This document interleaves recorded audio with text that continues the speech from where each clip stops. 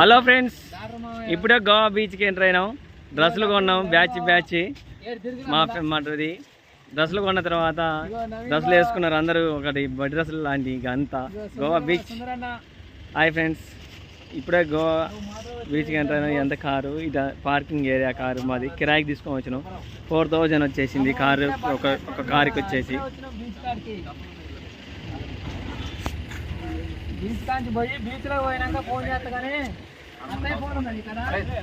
Hello friends, Goa tour ఎంజాయ్గా ఉన్నది, ఏమి థ్రిల్లింగ్గా ఉన్నది. తర్వాత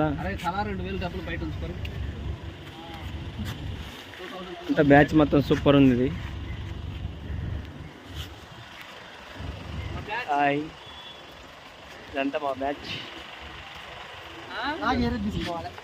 తీసుకుందో లేరా మసాజ్ అయినాక వచ్చేటప్పుడు.